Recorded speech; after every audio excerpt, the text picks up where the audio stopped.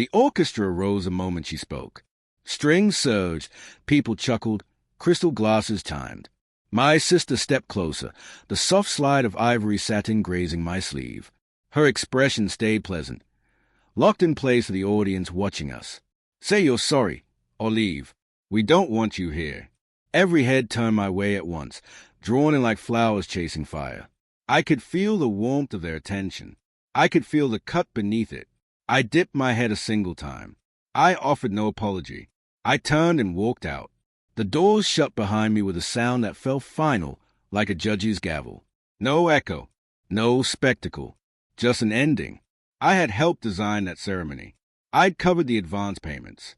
I'd calmed her shaking voice during late-night calls when fear crept in. When we were children, I'd placed myself between her and our father's anger more times than I could count. I taught her to drive along the ranch trails, her grip tight on the steering wheel, both of us laughing every time the engine died. We were raised by dust and open land, by boundaries we learned how to bend together. I loved her. That was why it hurt. That was also why it became useful. Because betrayal doesn't shout. It's quiet, deliberate, draped in lace and lipstick, justified as practicality. I uncovered the truth 14 days before the ceremony. She didn't tell me herself.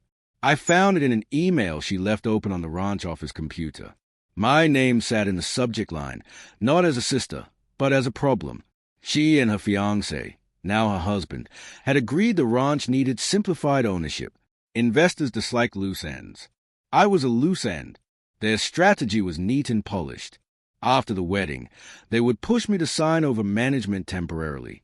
They'd assure me it was reversible, promise I'd regain control, then delay, then sell, all while smiling. I didn't challenge her. I didn't break down. I didn't alert anyone. I prepared. I started with the archives, property records, trust revisions, my grandfather's notes, scrawled in fading ink, edges blurred but intent unmistakable.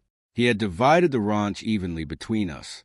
But after my sister left for college and I remained behind, he added conditions. Work invested counted. Day-to-day authority mattered. First rights of purchase were guaranteed. And then the final detail, the one people overlooked. Possession of the keys meant control, both legally and literally. On that ranch, the keys were never just metal. Those names were listed. I brought in an attorney who spoke gently and billed relentlessly. Together, we combed through financial records, followed money from wedding spending back into ranch operations, and recorded every unauthorized discussion they'd had with potential buyers on our property. Surveillance footage showed them strolling along the fences, gesturing, pacing distances, imagining ownership they didn't have approval for. On the surface, I changed nothing. I smiled during dress alterations. I raised a glass at bridal celebrations. I wore serenity like protective plating. At the ceremony itself, she struck first, early, visible, sharp. A public cut meant to bend me before she asked for anything. She needed me diminished. She needed me thankful just to remain. I gave her the spotlight. Then I left. The following morning, while I was feeding the horses, my phone vibrated. The sky was clear. The air felt honest. Her voice came fast, unsteady now. No audience, no performance. I need the keys to the ranch. I rested my arm on the fence and watched dust rise and fall again. I inhaled slowly and answered with full words you will never be able to forget. They were never yours.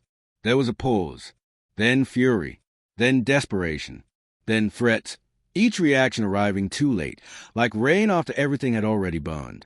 I didn't clarify. I didn't have to. That happened at the emergency meeting she demanded. The lawyer handled it.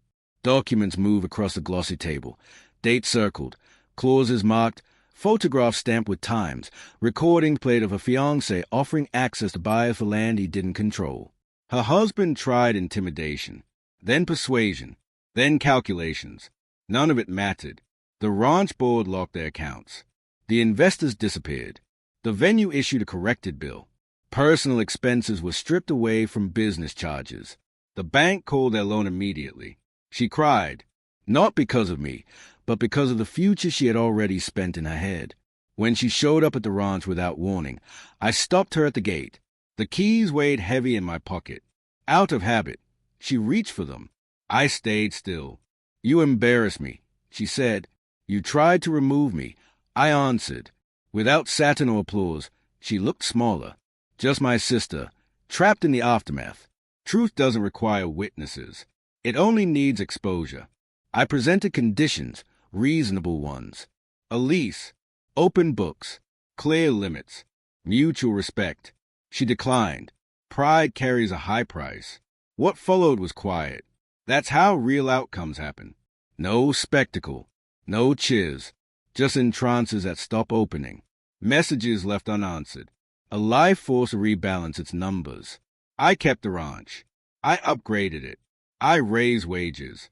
I placed my name beside our grandfather's on the gate. The land seemed to breathe easier. Sometimes I think back to the swelling music when she tried to destroy me, to the certainty in her eyes, the confidence of control. I didn't act out of cruelty. I acted because I refused to be erased. Power doesn't yell. It waits. It studies. It remembers. And when it finally speaks, 4 words are enough.